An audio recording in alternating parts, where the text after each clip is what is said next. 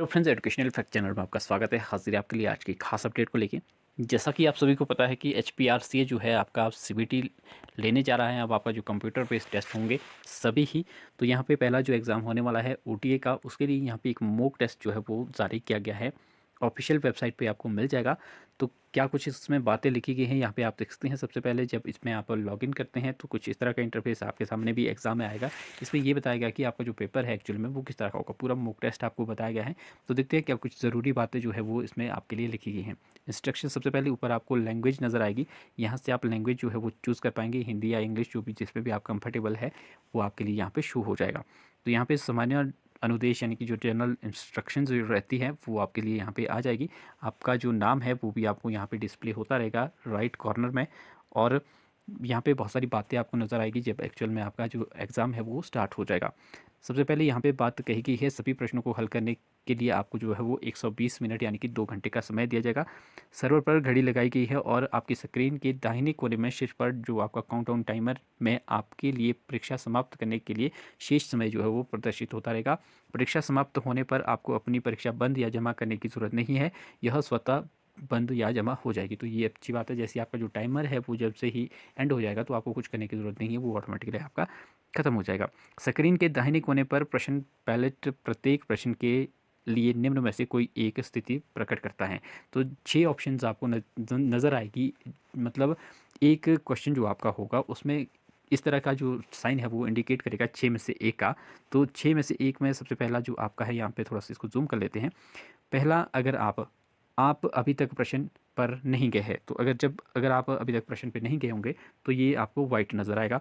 अगर आपने प्रश्न का उत्तर नहीं दिया है तो यहाँ पे रेड आएगा।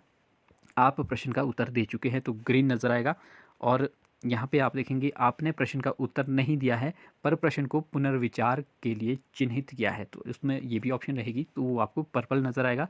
साथ में प्रश्न जिसका उत्तर दिया गया है और समीक्षा के लिए भी चिन्हित है उसका मूल्यांकन किया जाएगा। यानी कि जिसका उत्तर आपने दे दिया है लेकिन वो आपने चिन्हित किया कि मैं उसकी समीक्षा करूँगा, यानी कि बाद में उसको रिव्यू करूँगा। तो अगर ऐसा क्वेश्चन लिखा रखा है आपने तो उस पे साइन आपको इस तरह का नज़र आएगा पर्पल, और नीचे ग्रीन सा बॉक्स नज़र आएगा। तो उसका जो है वो मूल्यांकन किया जाएगा। यानी कि अगर आपके ऐसा कोई क्वेश्चन छूट जाता है, रह जाता है और बिना रिव्यू के ही आपके रह जाता है वो, तो उसके आपको मार्क्स मिलेंगे, यानी कि उसका मूल्यांकन किया जाएगा। लेकिन अगर आपका प्रश्न जो है वो समीक्षा के लिए चिन्हित की जांच नहीं की जाएगी, इसलिए अंक जो है वो आवंटित नहीं किए जाएंगे। यानी कि अगर आपने रिव्यू के लिए किसी क्वेश्चन को सिलेक्ट किया है लेकिन उसका उत्तर नहीं दिया है तो उसका जो है आपको कोई भी मार्क्स जो है वो नहीं मिलना है, वो आपका ब्लैंक रह जाएगा। तो अगर आप इस तरह से रखते हैं कोई पुनर्विचार के लिए यानी कि रिव्यू के लिए रखना है तो आप एक उसमें से एक ऑप्शन ज़रूर सेलेक्ट कर लेगी। ये बातें आपने ध्यान रखनी है। अब आगे चलते हैं। आई होप आपको समझ आ रहा होगा क्या मैं पूछ रहा हूँ। पुनर्विचार के लिए चिन्हित यानी कि मार्क फॉर रिव्यू स्थिति सामान्यतः अनुस्मारक के रूप में कार्य करती है, जिसे आपने प्रश्न को दोबारा देखने के लिए सेट किया है।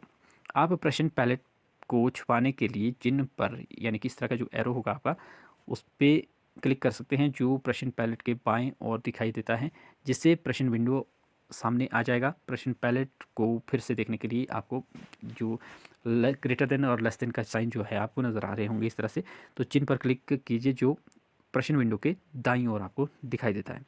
फिर आपको संपूर्ण प्रश्न पत्र की भाषा को परिवर्तित करने के लिए आपको अपने स्क्रीन की ऊपरी दाहिने सिरे में जो स्थिति प्रोफाइल इमेज पर क्लिक करना होगा। प्रोफाइल इमेज को क्लिक करने पर आपको प्रश्न के अंतर वस्तु को इच्छित भाषा में परिवर्तित करने के लिए जो है वो ड्रॉप डाउन मिलेगा। यानी कि आपने देखना है दाहिने मतलब राइट साइड में आपको जैसे आपको ऊपर नज़र भी आया था, पहले दिखाया था मैंने, तो आपको जहाँ पे आपको फ़ोटो नज़र आएगी वहाँ पे यही लैंग्वेज का ऑप्शन नज़र आएगा। आप वहाँ से लैंग्वेज जो है वो सेलेक्ट कर सकते हैं, चेंज कर सकते हैं। फिर है आपका आपके अपने स्क्रीन के निचले हिस्से को स्क्रॉलिंग के बिना नेविगेशन करने के लिए जो है इस तरह का एरो वहाँ पे होगा, और ऊपरी हिस्से को नेविगेट करने के लिए ऊपर की साइड को जो है वो करना होगा, वहाँ पे एरो होगा उसको आपने क्लिक करना है। किसी प्रश्न पर जाना, उत्तर देने हेतु कोई प्रश्न चुनने के लिए आप निम्न में से कोई एक कार्य कर सकते हैं। तो क्या क्या कर सकते हैं आप, 3 स्टेप्स हैं आपके लिए। स्क्रीन में दाईं और प्रश्न पैलेट के प्रश्न पर सीधे जाने के लिए प्रश्न संख्या पर क्लिक करें। ध्यान दें कि इस विकल्प का प्रयोग करने से मौजूद प्रश्न के लिए आपका उत्तर सुरक्षित नहीं होता है। वर्तमान प्रश्न का उत्तर सुरक्षित करने के लिए और क्रम में अगले प्रश्न पर जाने के लिए आपको क्या करना होगा, सेव एंड नेक्स्ट पर क्लिक करना होगा, तभी आप अगले पेज चले जाएंगे और वो वाला जो आंसर है वो आपका सेव हो जाएगा। वर्तमान प्रश्न पर उत्तर सुरक्षित करने के लिए पुनर्विचार के लिए सुरक्षित जो आपका पुनर्विचार के लिए चिन्हित करने और क्रम में अगले प्रश्न पे जाने के लिए mark for review and next, यानी कि अगर आपने जो उत्तर दे दिया है किसी क्वेश्चन का वो आपको पता है कि मैंने यही रखना है, चेंज नहीं करना है, तो आप जाएंगे सेव एंड नेक्स्ट पे। लेकिन अगर आपको किसी क्वेश्चन पे डाउट है लेकिन आपने उत्तर दे दिया है, तो आप अगर चाहते हैं कि मैं बाद में इसको थोड़ा सा देखूंगा जब टाइम बचेगा, तो अभी यही कर लेता हूँ, तो आप उसको mark for review and next पे आपको क्लिक करना होगा, तब वो आपको रिव्यू में आप बाद में उसको जा सकते हैं। फिर आपका प्रश्नों का उत्तर देना, बहुविकल्प प्रकार प्रश्न के लिए अपना उत्तर चुनने के लिए विकल्प के बटनों में से किसी एक पर क्लिक करें। चयनित जो ये तो आपको पता है कि जैसे ऑप्शंस होगी उसमें से एक को आपने सेलेक्ट करना है। चयनित उत्तर को अचयनित करने के लिए चयनित विकल्प पर दोबारा क्लिक करें और क्लियर रिस्पॉन्स बटन पर क्लिक करें। यानी कि अगर आपने मान लीजिए किसी क्वेश्चन का आंसर दे दिया है, अगर आपने पहले ए सेलेक्ट किया था, अगर आपको ए से उसको सी करना चाहते हैं अब, तो पहले आपको ए पे ही क्लिक करना होगा, क्लियर रिस्पॉन्स करना होगा, फिर आप उसको सी में कर सकते हैं। अपना उत्तर बदलने के लिए अन्य वांछित विकल्प बटन पर क्लिक करना होगा। फिर आप देख सकते हैं अपना उत्तर सुरक्षित करने के लिए आपको जो है वो सेव एंड नेक्स्ट पे क्लिक करना होगा, फिर वही बात है। और फिर अगर आपने फिर भी उस पर रिव्यू करना है तो आप mark for review and next पे क्लिक करके नेक्स्ट पेज चले जाएंगे।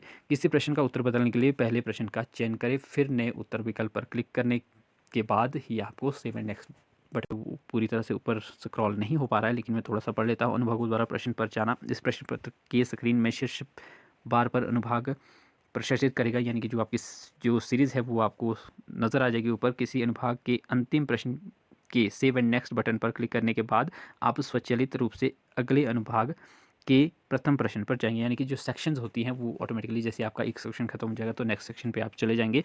आप परीक्षा में निर्धारित समय के दौरान किसी भी समय प्रश्नावली और प्रश्नों के बीच अपनी सुविधा के अनुसार आ जा सकते हैं, उसमें आपको कोई दिक्कत नहीं होने वाली है, आगे पीछे जो है वो कर पाएंगे। और परीक्षा संबंधित सेक्शन के समीक्षा में लेजेंड के भाग के रूप में देख सकते हैं। ये सारी इंस्ट्रक्शन थी आपको। अब आपको नेक्स्ट करना होगा। नीचे आपको राइट साइड में बॉटम में आपको नेक्स्ट लिखा आएगा, आपने उस पर क्लिक करना है। जैसे आप उस पर क्लिक करेंगे तो यहाँ पे आपको नज़र आएगा the instruction are not available in the chosen language.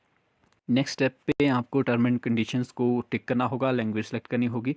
फिर राइट साइड के बॉटम में ही आपको नज़र आएगा I am ready for begin, तो आपने इस पर क्लिक कर देना है। जैसे आप इस पर क्लिक करेंगे तो आप अगले इंटरफेस पे पहुंच जाएंगे, जहां पे आपको इस तरह का टाइमर नज़र आएगा। आप पूरा आपका जो पेपर है वो ओपन नज़र आएगा। यहाँ पे आप देख सकते हैं कितना अच्छा इंटरफेस इन्होंने दिया है, क्लियरली, ज़्यादा कुछ इसमें कन्फ्यूजिंग वाला नहीं है। जैसे पहला क्वेश्चन आपको यहाँ पे नज़र आ रहा है कि जो भारत की राजधानी है वो क्या है। जैसे ही आप इस पे सेलेक्ट करेंगे, जैसे न्यू दिल्ली आपने यहाँ पे टिक कर दिया, तो नीचे आपको ऑप्शंस नज़र आ रही होगी। एक है आपकी क्लियर रिस्पांस की है, इसे मैं आपके सामने यहाँ पे प्रेजेंट नहीं कर पाऊंगा, लेकिन जैसे आप ओपन करेंगे तो आपको नज़र आ जाएगा। फिर दूसरी ऑप्शन है mark for review and next, जो मैंने पहले बात की। तीसरी है सबमिट की। चौथी है सेव एंड नेक्स्ट की। तो यहाँ पे सेव एंड नेक्स्ट पे आपने क्लिक करना है, फिर आपको दूसरा क्वेश्चन नज़र आ जाएगा। जैसे दूसरा क्वेश्चन सेव एंड नेक्स्ट पे मैंने क्लिक किया तो यहाँ पे आप देख सकते हैं कि दूसरा क्वेश्चन यहाँ पे आ चुका है। और T20 वर्ल्ड कप 2021 किसने जीता था, तो जो भी आपको इसका आंसर देना है वो आप यहाँ से सेलेक्ट कर सकते हैं। जैसे फॉर एग्जांपल मैंने यहाँ पे ऑस्ट्रेलिया सेलेक्ट किया, तो अगर मैं इसके लिए यहाँ पे चाहता हूँ कि मैं इसको बाद में, अभी आंसर तो मैंने कर दिया ऑस्ट्रेलिया, लेकिन मैं इसको फिर से रिव्यू करूँगा बाद में, तो आपने mark for review and next पे क्लिक करना है, तब आप अगले पे चल जाएंगे। और यहाँ पे आप देखेंगे ऊपर यहाँ पे जो है वो एक टिक का निशान आ रहा है क्वेश्चन नंबर 2 पे, तो ये आपका है mark for review and next का। तीसरा है पाई का मूल्य क्या होता है, तो यहाँ पे पाई का मूल्य आपने बताना है। तो यहाँ पे क्या हो सकता है, जो भी आपने देना है, जैसे कोई भी उत्तर आप देंगे तो इसमें भी आप जो चाहे वो कर सकते हैं। सेव एंड नेक्स्ट करना है तो सेव एंड नेक्स्ट, अगर आपने इसमें भी बाद में रिव्यू करना है तो आप कर सकते हैं, या आप फिर अगर आपने छोड़ना भी है इस क्वेश्चन को तब भी आप बिना उत्तर दिए भी इसको छोड़ सकते हैं। उसके लिए अगर आपने पहले दे भी दिया है तो आप क्लियर रिस्पॉन्स की ऑप्शन जो नीचे आएगी वो आप इस तरह से कर सकेंगे। तो इस तरह से आपका जो ये पेपर है वो होने वाला है। इसमें तो आसान आसान क्वेश्चन आपको इससे ही बताए गए हैं। तो ये एक सैम्पल पेपर है, ऊपर आपको टाइमर नज़र आएगा, तो ये सारी बातें हैं। और जो इसमें आपका 120 मिनट्स का ये आपका रहने वाला है, और 120 क्वेश्चन जो है वो इसमें आपके लिए रहने वाले हैं। तो इस तरह से ये आपका पूरा पेपर जो है वो होने वाला है। और जैसे ही आपका टाइमर ख़त्म हो जाएगा तो ये आपका जो है पेपर ऑटोमेटिकली बंद हो जाएगा। तो इसमें कुछ ज़्यादा टफ इन्होंने दिया नहीं है, काफ़ी सिंपल सा इंटरफेस है, इसे आप इजीली जो है वो ऑपरेट कर पाएंगे। तो नीचे वाली जो ऑप्शन है वो भी यहाँ पे आपको नज़र आ जाएगी जैसे आप इसको ओपन करेंगे। तो इस तरह से आपकी जो सभी CBTs है वो इस तरह से आपका कुछ रहने वाला है उसमें। जैसे ही आप एक क्वेश्चन का आंसर देंगे तो सेव एंड नेक्स्ट पे आप अगले पेज चले जाएंगे। तो इस तरह से ईज़िली आप जो है वो अपना पेपर जो है वो अटैम्प्ट कर पाएंगे। तो आई होप आपको ये पता चल गया होगा। बाकी जितने भी आपके CBTs होने हैं वो अब इसी प्रकार से होने हैं। तो काफ़ी ईजी है, वैसे ज़्यादा टफ नहीं है। तो आई होप आपको समझ आ चुका होगा। बाकी आपकी कोई क्वेरी है तो आप कमेंट कर सकते हैं। तो मिलते हैं अगले अपडेट के साथ, तब तक के लिए बाय बाय। चैनल को सब्सक्राइब करना ना भूलें।